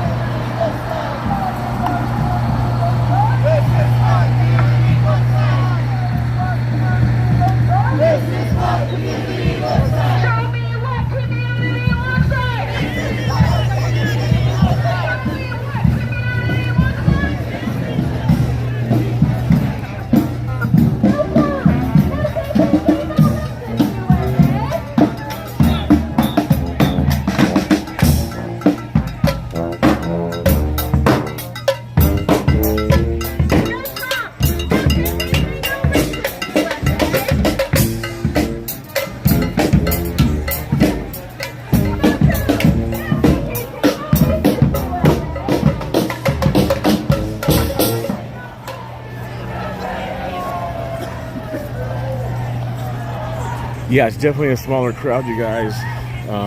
Not as much as it was before. Definitely smaller. I heard DC is pretty popping off. I heard it's pretty big in DC. There's Costin is over there in DC. Nick Shirley is there.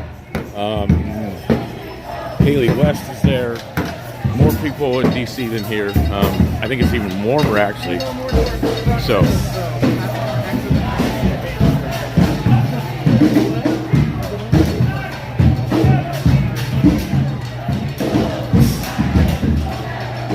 Yeah, this is only about a block long, probably. This maybe a block and a half.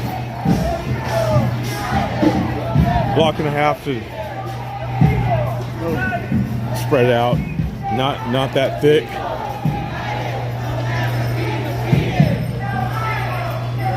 Appreciate you guys for tuning in.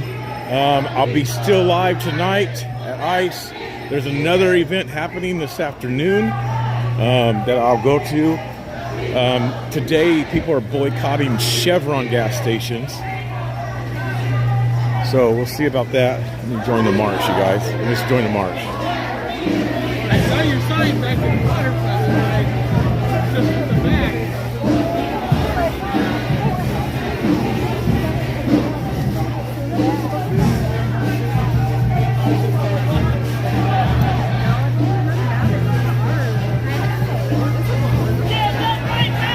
Someone said this is lame AF.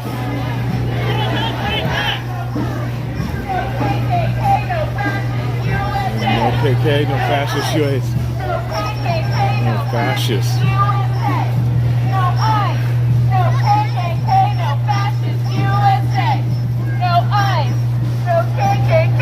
No kings here. No ICE, no KKK. No ICE, no KKK, no fascist USA. 2016 chant, they just switched it up to no ICE. No ICE. Remember it was Trump before in 2016, it was Trump. Now it's KKK. No KKK, no fascist USA. No ICE, no KKK, no fascist USA. I'm not sure which way they're going on the march. It's going to be shorter than it was last month. It's a shorter march. No fascist USA. No ICE, no KKK, no fascist USA. No ICE, no KKK, no fascist USA. No ICE, no KKK, no fascist USA. How did they get a hold of a fire truck? I do not know. You can buy fire trucks, you guys. Fire trucks that are, you know, old fire trucks or whatever, you can buy them. No ICE, no KKK, no fascist USA. No ICE, no KKK, no fascist USA. No ICE, no KKK, no fascist USA. No ICE, no KKK, no fascist USA. No ICE, no KKK, no fascist USA. No ICE. Report on Anquifa to New York and shut off the state. Decommissioned fire truck, yeah. Did they get a permit? I don't know if they got a permit. I mean, police are kind of escorting it. So I guess there's a permit to maybe a certain degree. Church of Scientology here in Portland, Oregon, right here. It's the Church of Scientology. In case anybody was interested in wanting to join, the Church of Scientology is right here.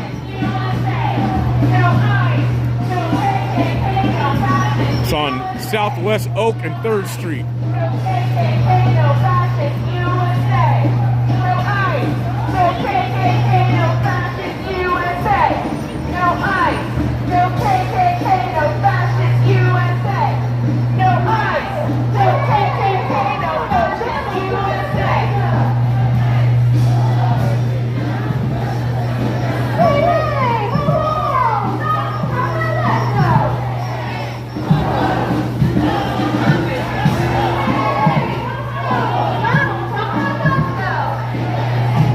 What flyers have, my man?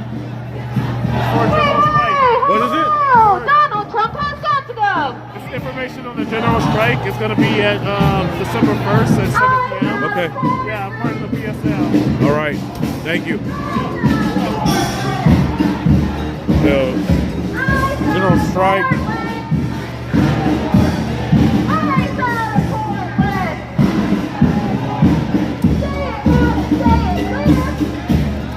I'll show you guys later. I'll post pictures or something later.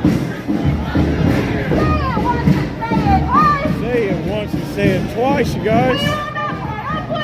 We will not put up with ICE.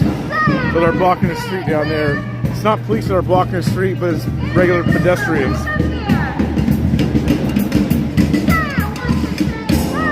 This is probably the smallest march out of all the ones you guys are seeing today.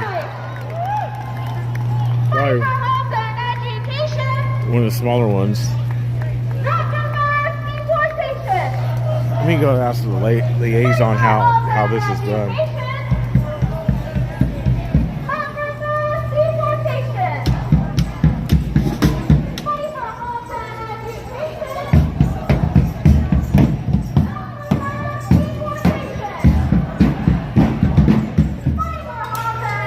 How are you doing? Good. You're good. A little chilly? Yeah, it is a little chilly. Keep your hands in your pocket. One hand in my pocket, one hand. I switch. So with these marches and stuff like this, are they permitted, not permitted, or how's that work? I don't know if this is permitted, but they communicate with us, the DLOs, right, to like facilitate like a safe. Just make sure safe. So I mean, so really, legally, they can just block the street if they want. It's pretty much been the precedent. I know. I think the permits are free to be honest with you. The difference is like when it's a really big production that's going to shut down. It's different because they actually need resources. Correct. They don't really need us. Right. We're not doing crowd control for them. But we're just here. Yeah, that's what I noticed. You guys weren't doing crowd control. Yeah. They are. They are, yeah. So that's why I was wondering, it's like, weird for me to see. I feel like that's a gray area because if something were to happen. Exactly. Yeah, but that's above my pay grade. So that's what I'm saying. Like, is it legally that they can do that? Like, or the gray area? I think it's like one of those things where I would probably say it's probably like a gray area, like where the city requests it, but because it's a protest, technically you're not required to have, as far as I know, a permit to protest, right? Right. There's time, place, and manner, but somebody dropped the glove. Yep.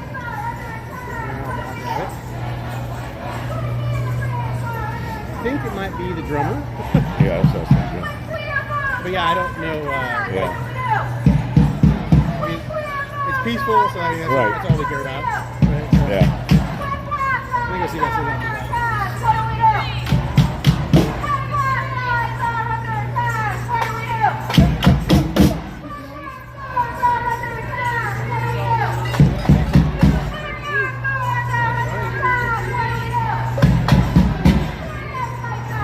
Yeah, it makes sense. Yeah, I mean, because one of those things that people always are wondering, right? Yeah, I still don't know the. I mean, I've been here 24 years. I don't know the answer to that. I've never really asked, but like, most people don't have permits.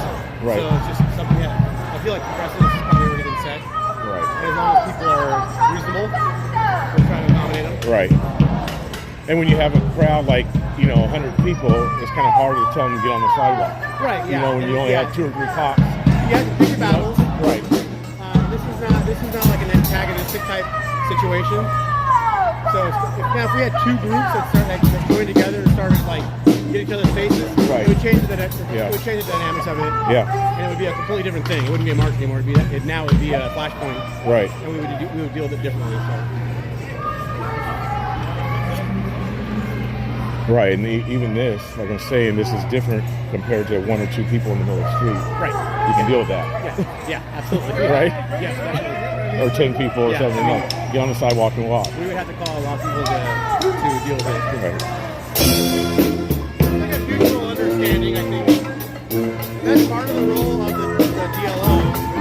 Is we work with their organizers to figure out their route, plan ahead, tell the ambulances what's going to be blocked, and other police officers can Right. It's all about logistics. Yeah. So they do work with you to a point. Yeah, this particular group does. There's several groups that do. This is not an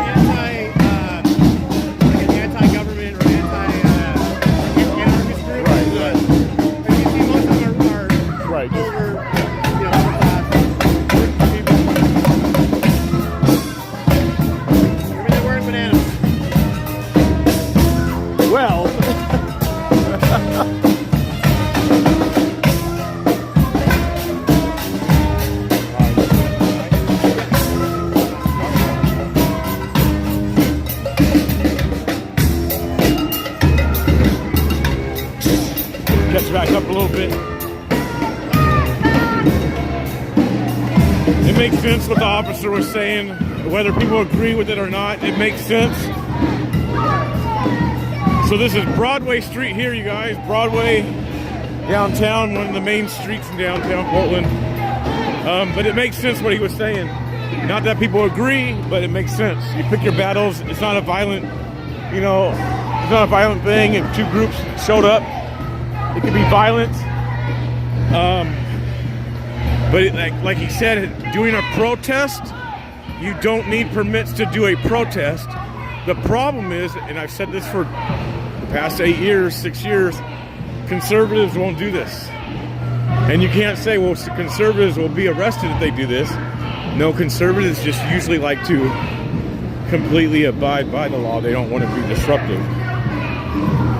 And he was saying that a lot of the officers here, or the organizers, do work with the officers and let them know, like, okay, we're going to do a march. This is kind of what we're doing.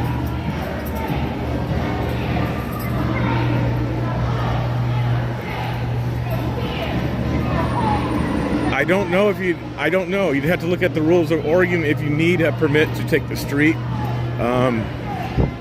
He was saying the precedent's kind of already been set, so it's kind of expected within the culture here, probably Portland, that there's going to be marches and protests. So you can see here, it's protesters who are blocking the street, just like I've said that many times. Patriots should block the street.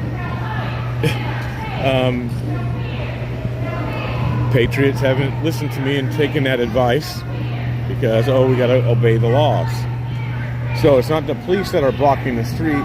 It's protesters here that are blocking the street. The police are here just to kind of make sure that, people are not getting hurt. So for instance, there's a fire truck down there.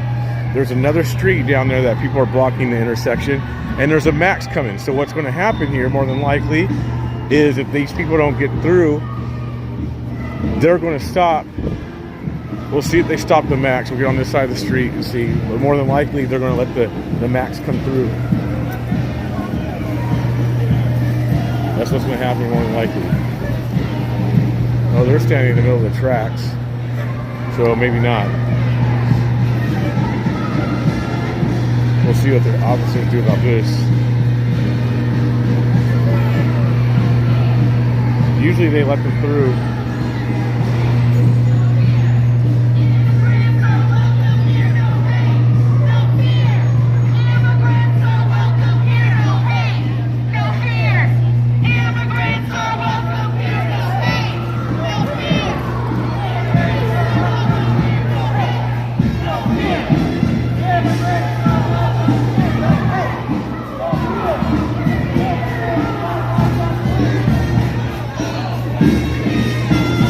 If you don't mind, what did you say to them? How do you guys handle that? Like when there's good manners.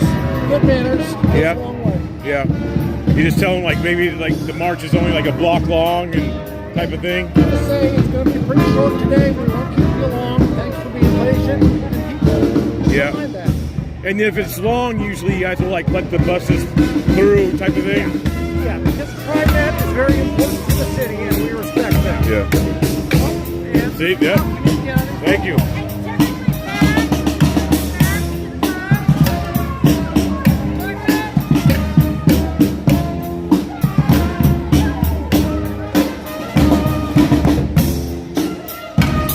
So now the max will go through, the TriMet will go through.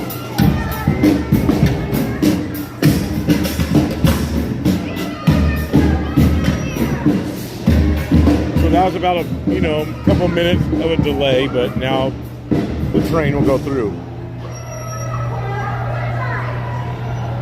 So this is a short march today, you guys. They're already going back to the park. Very short march.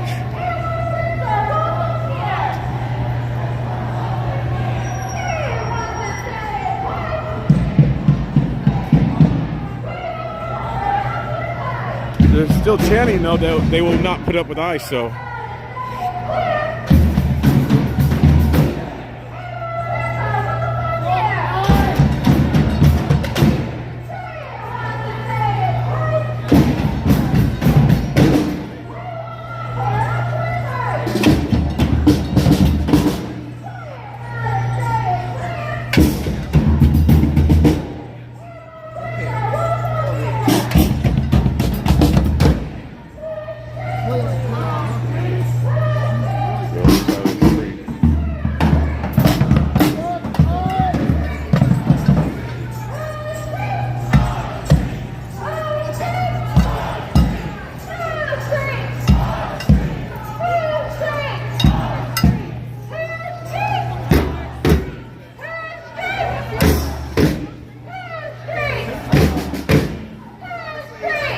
Court, guys, food court. Food court. It's one of the Portland's food courts.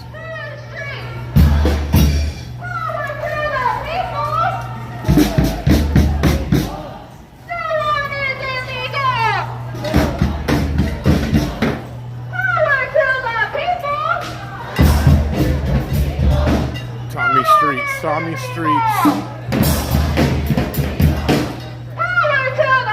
Like it or not, they will be stuck with ICE.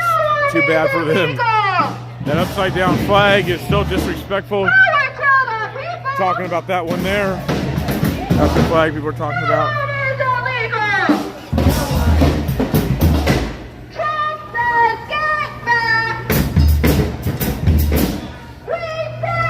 I cannot stand that woman's voice.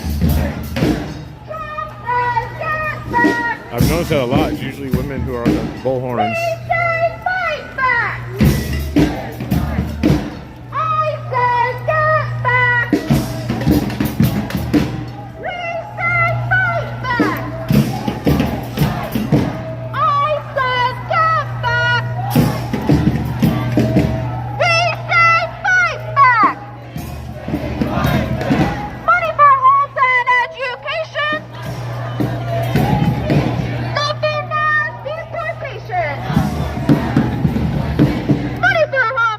A little history. Give you guys a little some knowledge.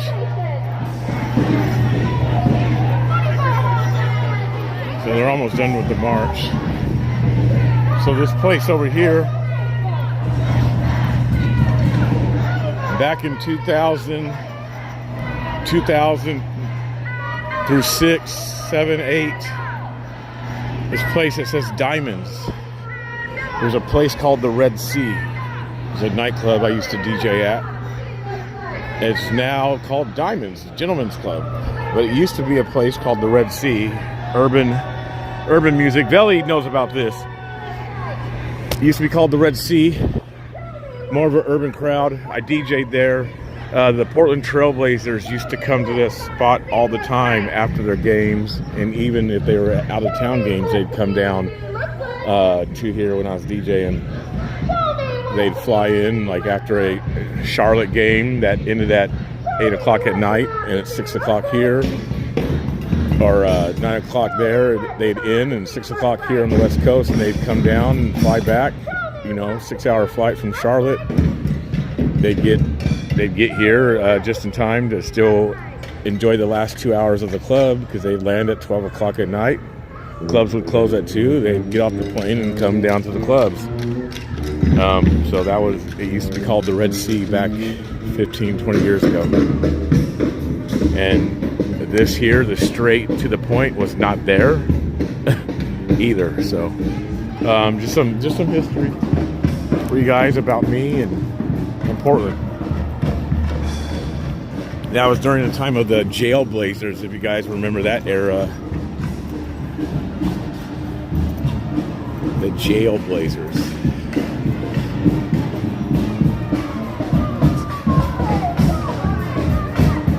All right, they're almost done with the march, you guys. Where's Tommy? There's all kinds of ish going on outside his restricted zone. Operation Shutdown going on in Broadview.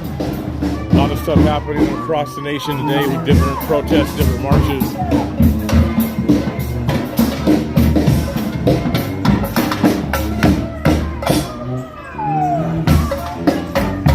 Let me show you this place on 2nd Avenue. So over here, there's some more history for you guys. This place here that's boarded up. This used to be called 2nd Avenue Records right here on the corner. And I got my records from there. So many records were inside there. 2nd Avenue Records. Right over there was another record store. I forget the name of it. But this here was 2nd Avenue Records. There was a record vinyl store down there at that one. But this was called 2nd Avenue Records. Here you go, look. I need to go by there. 3 blocks north of this location. 2nd Avenue Records. I used to get my records here all the time. 2nd Avenue. The good old smell of vinyl records.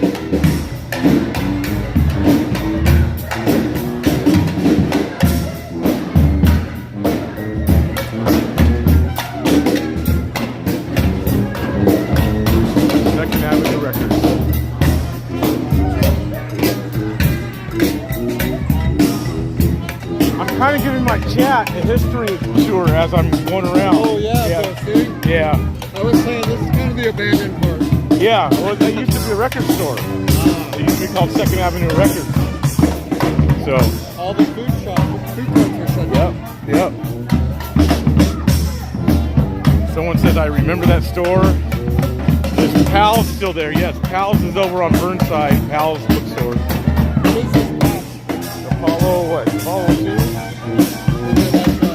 NASA. Yeah. The whole jacket is. I got it at NASA. Oh dang. Yeah. I got it like 20 years ago. Yeah. It's not stolen valor. Right. I actually bought it. What's up? I know I got it from NASA. Oh yeah. Yeah.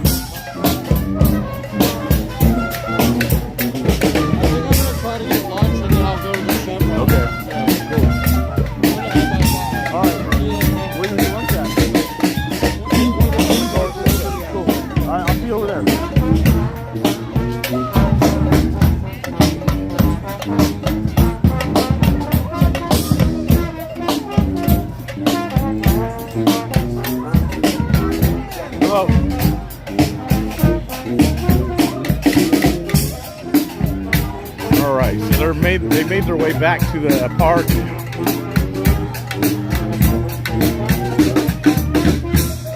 I'm not going to follow them because this is a wrap. This is it. They did their march.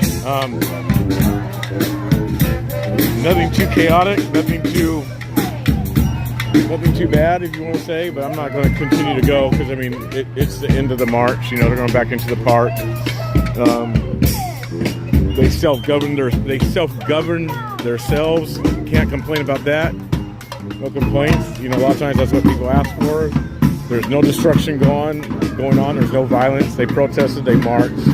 What's there to complain about? A little small circle, half a mile long, maybe. What's there to complain about? Yeah, we might not like their policies or views, but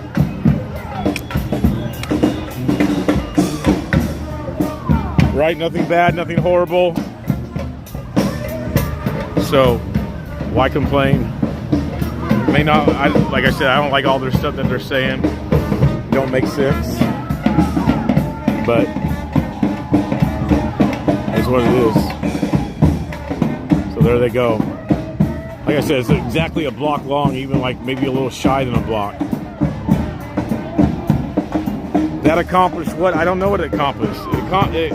Hey, for somebody, it accomplished something. They got their message across. That's what they wanted.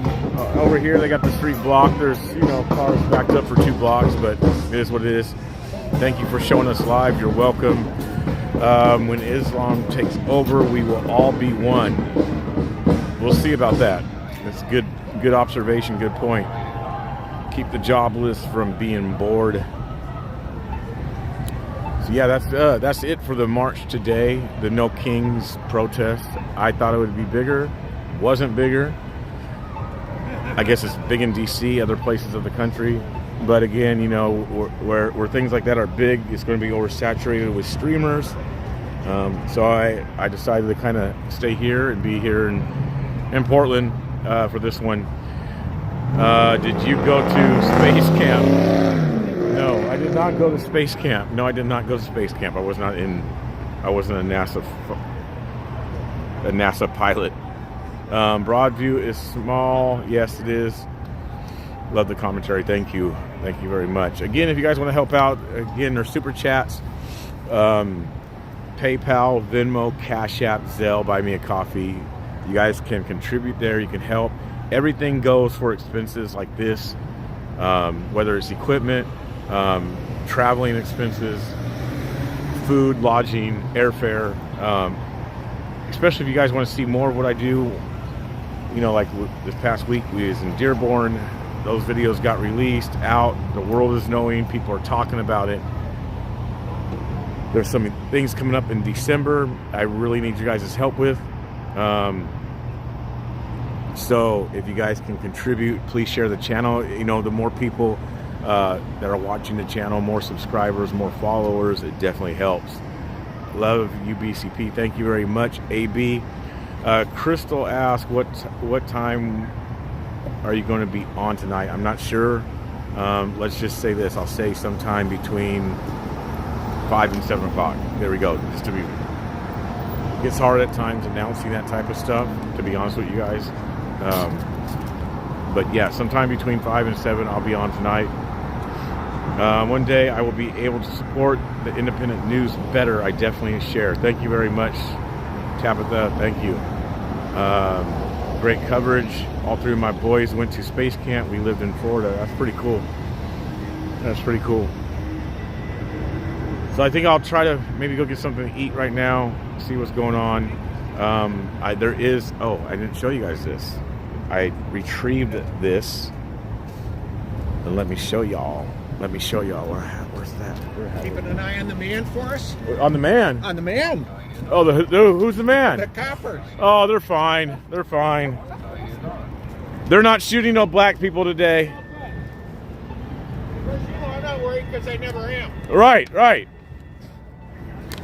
All right, so check this out, you guys. I had to say that to them.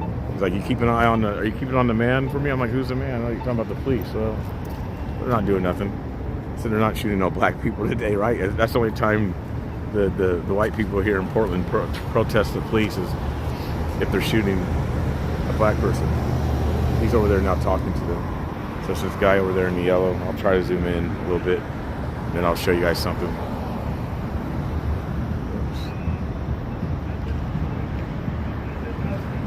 Oh goodness, sorry. Trying to zoom in, my hands are cold. There we go. That guy in the yellow. Keep an eye on the man. Like, there's nothing wrong with them. They're fine. All right, let me show you guys this. What's coming up? Look at this. 3 p.m. to 4. And then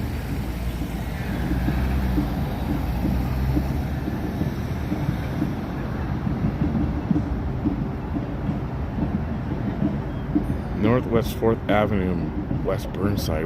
Oh, I know exactly. All right, so that's the next. I just found out about this today. That's the next protest later on today. So we'll go do that. So that's probably what time is it? Probably in about an hour. Yes, exactly an hour. Let me go get something to eat. We'll go do that. And then later on tonight, ice. All right, please share out, you guys. Please share, spread the word, support if you can. Thank you guys for the donations. A few people donated today, or did super chats. So thank you for that. I don't know what Chevron did. We'll find out when I go there. See you. We'll find out what Chevron did. So appreciate you guys. Thank you for tuning in. Be back soon. God bless.